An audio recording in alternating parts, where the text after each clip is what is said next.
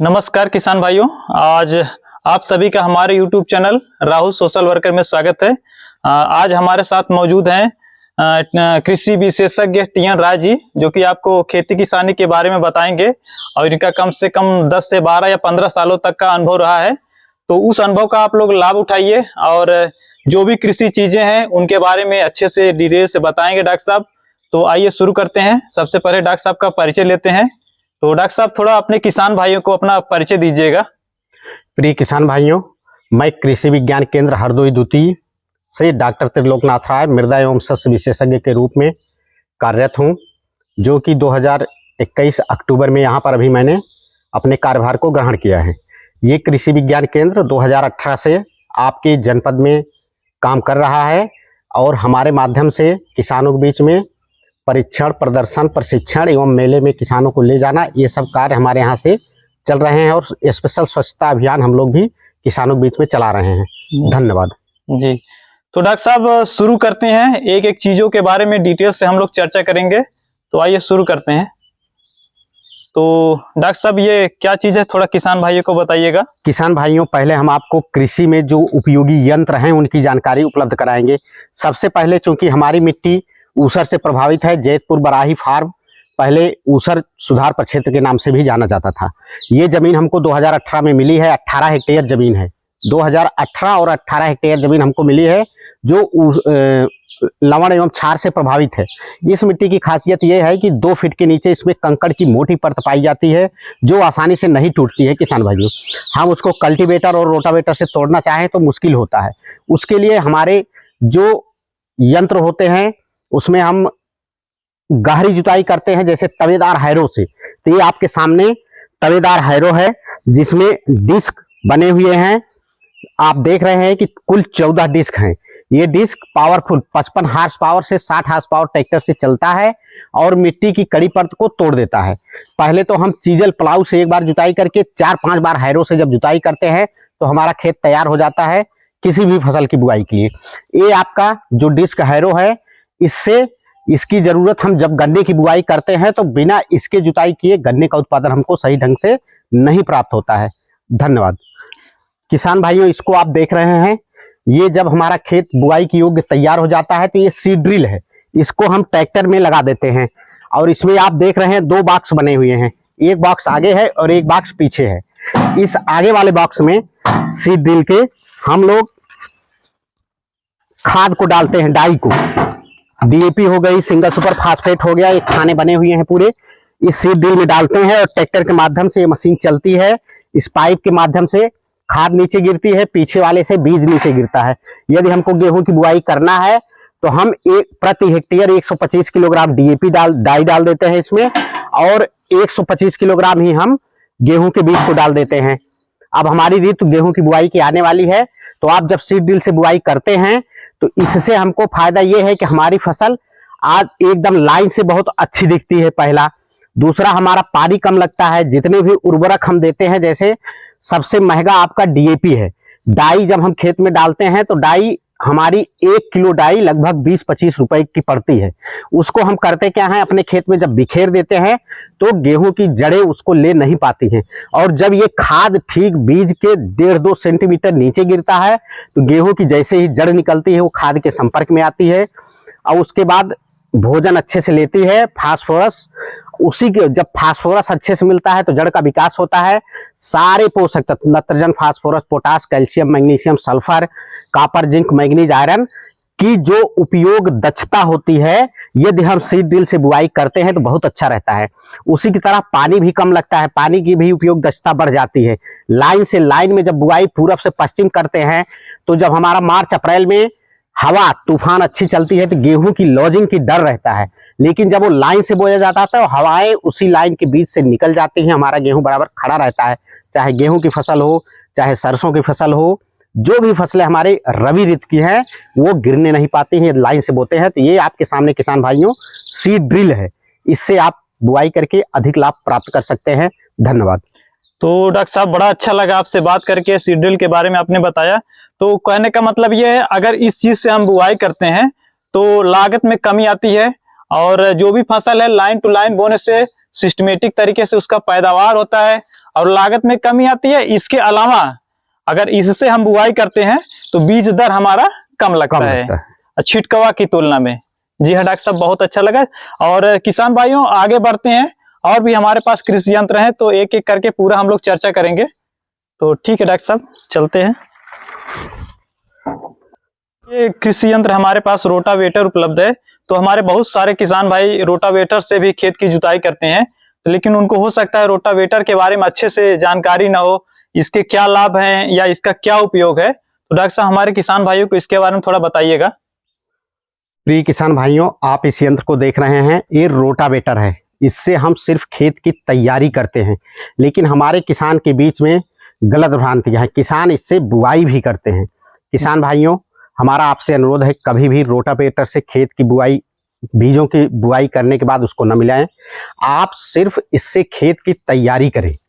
खेत की तैयारी जैसे अभी आपको हमने पहली कड़ी में बताया कि हैरो से खेत की जुताई करें, कल्टीवेटर से खेत की जुताई करें, उसके बाद बीज को बिखेर करके हल्का रोटावेटर आप चला सकते हैं। लेकिन किसान करते क्या हैं कि जहाँ पे हैरो चलाना है, कल्टीवेटर चलाना है, वहाँ पर भी ले गए सीधा रोटावेटर चला दिए। जबकि रोटावेटर का उपयोग अभी आप हमारे कृषि क्षेत्र पर देखेंगे कि बाजरे की फसल लगी है, ज्वार की फसल लगी है। यहाँ हरदोई जिले में ज्वार को लोग जुन्नी के नाम से जानते हैं, जो कि हरे चारे में प्रयोग किया जाता है। जब वो फसल कट के निकलती है तो खेत में मोटे मोटे ठूंठ होते हैं किसान भाइयों, उस ठूंठ को काटने के लिए ही हम रोटावेटर का प्रयोग करते हैं। जबकि आप क्या करते हैं कि उसी ठूंठ पे ले गए, गेहूं का बीज छींट दिए, सरसों का बीज छींट दिए और उसी में जा करके आप रोटावेटर चला दिए, आपकी बुआई खत्म। तो वो तरीका गलत है, उसको ना करें। रोटावेटर का सही उपयोग करें, जो वैज्ञानिक बताएं। अरहर की फसल कट रही है, कोई भी फसल कट रही है, अगर जहाँ रोटावेटर चल सकता है वहाँ चलाइए। दूसरा, किसान भाइयों, जब गेहूं काटने के बाद मान लीजिए गेहूं के डंठल में आप आग लगा देते हैं, तो आग ना लगाएं, वहां पर रोटावेटर से भी जुताई ना करें। वहां पर आपको हैरो से जुताई करनी होती है, क्योंकि गेहूं के डंठल को भी हैरो काट देता है और मिट्टी में मिला देता है, हमारी मिट्टी उपजाऊ हो जाती है। तो रोटावेटर का प्रयोग किसान भाइयों वहां करते हैं हम, फसल को काटने के बाद जो ठूंठ होते हैं उसको अच्छे से मिलाने के लिए। उसके साथ साथ इसका प्रयोग हम लोग धान की पडलिंग में बहुत अच्छा करते हैं। धान की रोपाई करने के पहले एक प्रक्रिया होती है पंकजन या पडलिंग करना। जी डॉक्टर। तो रोटावेटर को हम ट्रैक्टर के पीछे लगा देते हैं, ट्रैक्टर भी आसानी से चलता है। जो ट्रैक्टर कल्टीवेटर लेके नहीं चल पाता है पानी भरे हुए खेत में, वो रोटावेटर से आसानी से चल जाता है और हमारे खेत की तैयारी अच्छे से हो जाती है। तो किसान भाइयों, ये रोटावेटर है, इसका उपयोग सही ढंग से करके आप अपना आर्थिक स्थिति सुधार सकते हैं। धन्यवाद। प्रिय किसान भाइयों, जैसे कि आपकी फसल जब पक के तैयार होती है तो पहले, आज के 15-20 साल पहले सिर्फ गेहूं की थ्रेसिंग की जाती थी थ्रेसर से, लेकिन आज के दिन थ्रेसर से धान की भी थ्रेसिंग, गेहूं की थ्रेसिंग, सरसों की थ्रेसिंग, मसूर, चना, जितनी भी फसलें हैं सबकी थ्रेसिंग थ्रेसर के माध्यम से की जाती है। तो ये हमारा थ्रेसर है, जिससे हम फसल को काट करके थ्रेसिंग करते हैं। ट्रैक्टर के माध्यम से चलाते हैं इसको, अच्छा पावर दे करके, या लाइट के माध्यम से भी चला सकते हैं। इसमें आपका थ्रेसर है, इसमें व्हील है, ये मशीन को बैलेंस रखती है, जो कि चलाता है। फिर इधर ये आरपीएम लिखा है, 720 आरपीएम राउंड पर मिनट में स्पीड में इतनी गति से चलता है। इसमें जो है एक तरफ से हम लोग वहाँ से गेहूं के डंठल को बालियों सहित डालते हैं, इसका दाना निकल करके ये चलनी है, चालती है, उसको झन्ना बोलते हैं। वो दाना नीचे गिरता है और भूसा, गुठली सब बाहर जा करके गिरते हैं। सरसों को भी ऐसे करता है। पहले हम लोग गेहूं और सरसों एक साथ बो करके थ्रेसिंग नहीं कर सकते थे, लेकिन आज के दिनांक में सरसों को भी गेहूं के साथ थ्रेसिंग एक ही साथ किया जाता है। सरसों को अलग से भी थ्रेसिंग कर सकते हैं और अपनी आर्थिक स्थिति को आप सुधार सकते हैं। धन्यवाद। जी डॉक्टर। ये मशीन जो है भूसा बनाने की मशीन है, गेहूं के डंठल को भूसा बना देती है, लगभग 2-3 सेंटीमीटर छोटे छोटे भागों में काट देती है। और किसान जब कंबाइन के द्वारा गेहूं की हार्वेस्टिंग करके दाना निकाल लेते हैं, तो भूसा जो है बनाने के लिए ये मशीन खेत में चलती है। भूसा बना करके, अभी जिसमें भूसा रखा जाता है वो भी आपके सामने रखा हुआ है, अभी ले चल के उसको भी दिखाएंगे। तो ये मशीन ट्रैक्टर में लगा दी जाती है और 1 एकड़ खेत में लगभग ये 4-5 घंटे में भूसा बना के पूरे तैयार कर देती है। और उसमें डीजल की भी खपत नाम मात्र का डीजल लगता है। और हमें चूंकि भूसा, गेहूं अगर हमारा 2000 रुपया कुंटल है तो भूसा भी 1000 रुपया कुंटल बिकता है। तो किसान भाइयों, इससे आप गेहूं के, अगर मिट्टी बहुत स्वस्थ है तो उसमें आप गेहूं के भूसे को खेत में जुताई ना करें, उसका भूसा मशीन से बनवा करके अपनी आर्थिक स्थिति को सुधार सकते हैं, अपने पशुओं के लिए चारे की व्यवस्था कर सकते हैं। धन्यवाद। तो किसान भाइयों, आप देख सकते हैं ये पूरा कैंपस है कृषि विज्ञान केंद्र बराही का, काफ़ी अच्छे से व्यवस्थित किया गया है। तो ये इस तरह से है कुछ।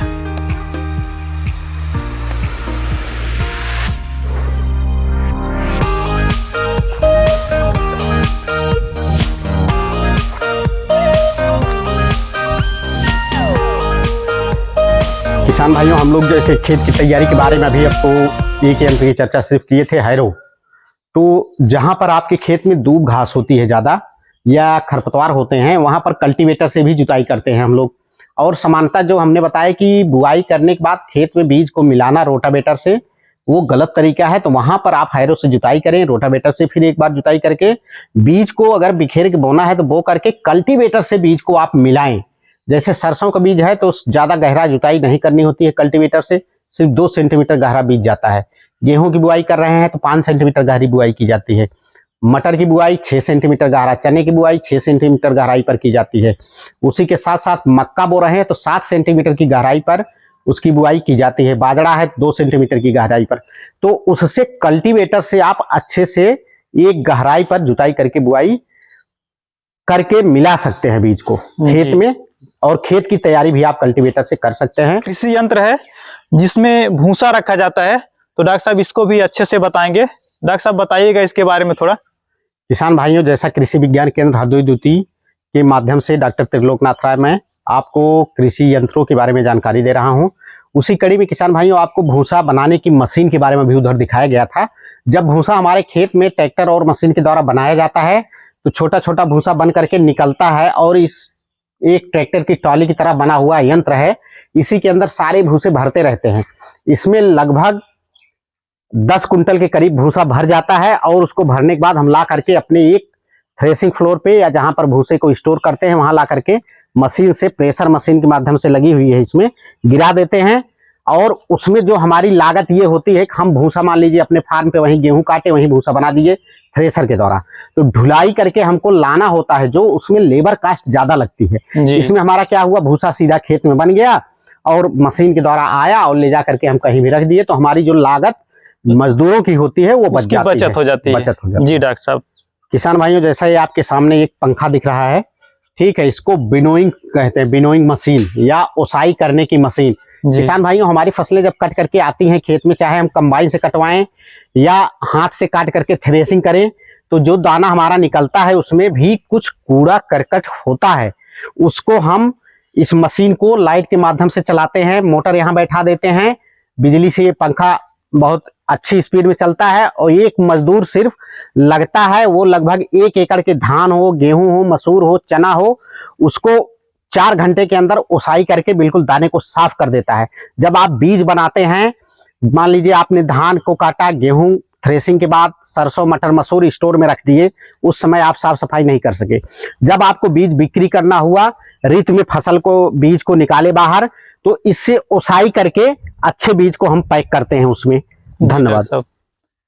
तो ठीक है डॉक्टर साहब, बढ़िया आपने बताया कि कैसे किसान भाई अपने श्रम का बचत कर सकें, पैसे का भी बचत कर सकते हैं। तो इस यंत्र के द्वारा, क्योंकि और तरीके से आप उतना श्रम का बचत नहीं कर पाएंगे, अगर इसका उपयोग कर रहे हैं तो हमारे किसान भाई श्रम का भी बचत कर पाएंगे, पैसे का बचत कर पाएंगे, और जो एक अच्छी क्वालिटी होता है बीज का वो मिल पाएगा। तो किसान भाइयों, आपको आगे ले चलते हैं। तो यहाँ पे कुछ कृषि विज्ञान केंद्र की बिल्डिंग है जो कि हमारे किसान भाइयों के काम आती हैं, तो उसके बारे में जानते हैं। ये देखिए कृषि प्रशिक्षण हाल है, जहाँ पे किसानों को ट्रेनिंग दिया जाता है, यानी प्रशिक्षण दिया जाता है। बहुत दूर दूर से किसान आते हैं, तो यहाँ पे प्रशिक्षण लेके वो अपनी जानकारी में बढ़ोतरी करते हैं। ये जी हाँ, ये भी वही है, कृषि प्रशिक्षण हाल। यहाँ पे किसानों को ट्रेनिंग दिया जाता है। बहुत सारे किसान हमारे जो दूर दूर से आते हैं किसान भाई, तो यहाँ पे प्रशिक्षण लेके अपने ज्ञान में, अपने कृषि में, अपनी फसल में उसको यूज करते हैं, तो कहीं न कहीं उत्पादन में बढ़ोतरी होती है। तो ये देख सकते हैं आप लोग। और आगे ले चलते हैं। कुछ और भी बिल्डिंग हैं, इमारतें हैं जो कि किसानों के लिए उपयोगी हैं और उसके बारे में आपको बताते हैं। ये बिल्डिंग कार्यालय प्रक्षेत्र प्रबंधक राजकीय ऊषा सुधार प्रक्षेत्र। तो यहाँ पे ऊषा सुधार के बारे में किसानों को बताया जाता है। ये उसके कार्यालय है, उसकी बिल्डिंगें हैं। तो और भी बहुत सारे बिल्डिंग हैं, बहुत सारे कार्यालय हैं, तो उसके बारे में आपको बताएंगे। ले चलते हैं।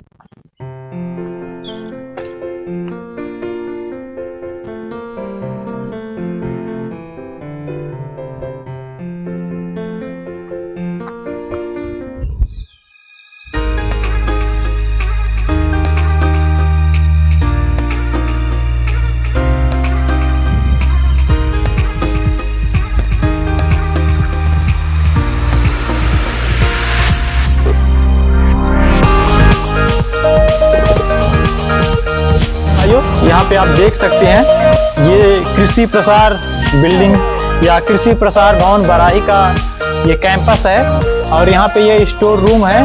फसल कटने के बाद जो है ये स्टोर रूम जो है, इसका क्या उपयोग किया जाता है? अन्न भरा जाता है, गेहूँ है, धान है, सरसों है, अरे सब दलहन है, हर चीज इसमें रखी जाती है जी। तो कहने का मतलब है जितने भी अनाज हैं, चाहे वो दलहन हो चाहे अनाज वाली फसलें हैं, तो सारे अनाजों को यहाँ पे रखा जाता है ताकि उसको लंबे समय तक सुरक्षित रखा जा सके, अनाज खराब ना हो। इसीलिए इस तरह के स्टोर रूम यानी गोदाम बनाए गए हैं, जिसका बिल्डिंग आप लोग आपको अपने YouTube चैनल के माध्यम से ये पूरा कृषि विज्ञान केंद्र बराही पूरा दिखाने का पूरा प्रयास किया गया और जितनी भी जानकारी हो सकती है, डॉक्टर TN राय हमारे साथ हैं, उनके माध्यम से पूरी जानकारी आपको दिया गया और बहुत अच्छा लगा डॉक्टर साहब आपसे मिलके। और हमें लगता है कि हमारे किसान भाइयों को जितनी जानकारी मिलनी चाहिए कृषि यंत्रों के बारे में, तो संपूर्ण जानकारी मिली है। तो कहीं हमें लग रहा है किसी तरह की कोई कमी नहीं रही है। सारी जानकारी आपने इस वीडियो के माध्यम से किसान भाइयों को दिया, एक एक कृषि यंत्र के बारे में। तो अपने किसान भाइयों को एक अच्छा संदेश दीजिए कि वो खेती में इसी तरह से कैसे सुधार कर सकते हैं और कैसे अपने फसल की उपज को बढ़ा सकते हैं। तो डॉक्टर साहब थोड़ा सा किसान भाइयों को एक संदेश दीजिए। किसान भाइयों, जैसा कि आपको कृषि यंत्रों के बारे में हमने disc harrow, cultivator, rotavator, thresher, भूसा बनाने की मशीन, विनोइंग मशीन आदि के बारे में विस्तृत जानकारी उपलब्ध कराई। किसान भाइयों, हम ये पूरा विश्वास करते हैं कि आप इसका सही प्रयोग करके अपनी खेती को सुदृढ़ करेंगे। किसान भाइयों, जैसा कि आपको मैंने बीच बीच में ये भी बताया कि हमारा कृषि विज्ञान केंद्र की जो मृदा है, लवणीय एवं क्षारीय है, उसके नीचे एक कठोर परत मिलती है जिससे पानी रुका रहता है। उस पानी को जो है जब आप लेजर गाइडेड लाइन लेवलर से खेत का संतुलीकरण करते हैं तो वो पानी अपने आप एक दिशा में निकल के चला जाता है और अधिक पानी ना रुकने से आपकी फसलों को फायदा होता है। तो किसान भाइयों, आप जो भी यंत्र के बारे में बताया गया उसका सही प्रयोग करें, सही ढंग से बीज की बुआई करें।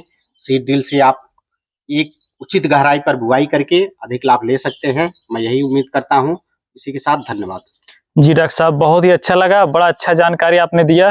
तो किसान भाइयों, आपसे भी रिक्वेस्ट है कि जो भी इस वीडियो के माध्यम से बताया गया है, आशा करते हैं, उम्मीद करते हैं कि आप उसका फील्ड में, खेतों में उपयोग करेंगे। बहुत अच्छा लगा आपसे बात करके और इस वीडियो का यहीं पे अंत करते हैं। तो प्लीज हमारे चैनल को लाइक करें, सब्सक्राइब करें। सब बहुत बहुत धन्यवाद।